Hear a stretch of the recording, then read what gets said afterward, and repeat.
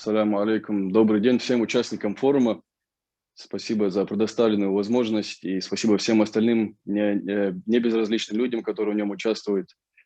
Ну, понятное дело, что все мы являемся свидетелями беспрецедентных случаев и примеров беззакония и э, демонстративного неуважения к судебной системе Российской Федерации и, я бы так сказал, неуважения к основам права. Всем это понятно, об этом повторяться нет необходимости. Мне хотелось бы больше прокомментировать ситуацию и призывать тут смысла нету, но тем не менее прокомментировать ситуацию со стороны все-таки молодежи, так как я являюсь представителем молодежи ингушского народа. И в то же время как бы призвать, возможно, как-то высшие эшелоны власти к благоразумию. Ну, хотелось бы начать с того, что любому разумному человеку, который понимает ингушский язык и который не понимает ингушский язык, так как были сотни там, видеороликов и переводы для судебных процессов, там, следственных процессов, и для тех, любого человека, кто заинтересован в этих митингах, вот в этих всех якобы актах организации насилия. Понятное дело, кто говорил что, как бы нам, представителям вот, ну, ингушского народа, понимающим ингушский язык, прекрасно видно и понятно все, что там говорит, кто призывает к насилию, кто наоборот призывал людей, да, как раз-таки те люди, которые, к удивлению, находятся за решеткой, которые призывали как раз-таки, чтобы этого насилия не произошло, чтобы все участники тех процессов, неважно кто там, ребята, которые пришли служить и защищать там, да, которые, ну, представители силовых структур, чтобы они не пострадали, чтобы никто не пострадал. Но, к сожалению, из-за людей, у которых были там другие цели и провокаторы, создали ситуацию, ну, которая в итоге была политизирована. Ну, я бы хотел одну вещь сказать, то что вот по сути вот семеро, да, вот лидеров, которые находятся в заключении, каждое действие, которое применяется к ним, возможно, представители властных структур воспринимают это как действие к этим людям, но мы, весь ингушский народ, я уверен, солидарен со мной в том, что каждое действие, которое происходит по отношению к ним и будет происходить по отношению к ним, мы воспринимаем как действие и такие месседжи, сообщения к нам, к ингушскому народу. Потому что эти люди все-таки высказывали нашу позицию, эта позиция ясна, это позиция большинства ингушского народа. По сути, это ингушский народ в выражении семи как бы людей, да, которые находятся в заключении, так скажем. Поэтому каждое действие, каждое там неправомерное в итоге решение мы будем воспринимать, конечно же, как неправомерное решение к нам, к ингушскому народу.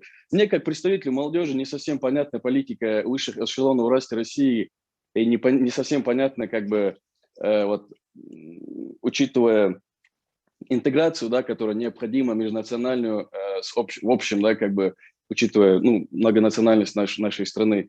Мне не совсем понятно вот это желание всеми способами, особенно в такой ситуации, когда всем, в принципе, понятно, кто прав, кто виноват, что люди политзаключенные, как бы, тут ни у кого сомнений нету. Мне непонятно, как бы, долгосрочность этих решений, непонятно перспективы вот этих планов, как бы, то есть вот, по сути, исход этого дела очень много мне, как гражданин Российской Федерации и как ингушу, как говорится, многое понятно будет. То есть насколько представители высших, опять же, повторюсь, эшелонов власти заинтересованы в том, чтобы развивать, да, вот это межнациональное, как бы, содружество, либо же они заинтересованы в том, чтобы, ну, этот народ больше и больше уходил, как бы, в сторону, как бы, да, непонятных взаимоотношений с ними. И в итоге я все-таки хотел бы призвать всех участников процесса, которые принимают решения, как бы это громко ни звучало, но все-таки призвать их к справедливости, призвать их к тому, чтобы мы, все остальные, наблюдающие за этим процессом, все-таки убедились в итоге, что право и закон победит в этом процессе, чтобы мы не переживали, что нам, возможно, стоит присматриваться к другим странам или, возможно, стоит искать гражданство каких-то других стран, где, по крайней мере, корочка, это красная, которая называется паспорт Российской Федерации, как гарантирует наши права, так же, как она гарантирует, этот документ гарантирует права географически находящихся, ну, людей, находящихся географически на других территориях. Потому что что мы видим сейчас, это абсолютно, как бы, мы не защищены, И, к сожалению, как бы видим абсолютно беззаконие, так скажем, по отношению вот к нашим к лидерам протестного движения, так называемым. Ну, долго говорить не буду. Хотелось вот подчеркнуть позицию молодежи в этом процессе и то, что мы внимательно следим за процессом и надеемся, все-таки мы, безусловно, надеемся на то, что закон победит, и мы дальше, так же, как и сейчас, в рамках правового поля будем решать свои вопросы.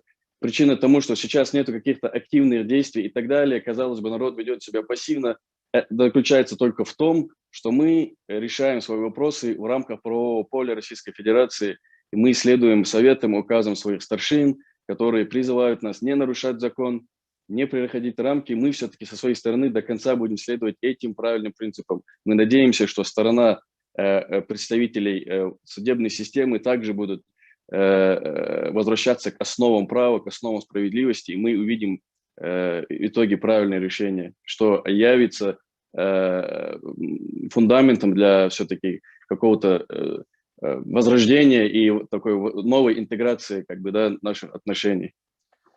Спасибо большое за внимание.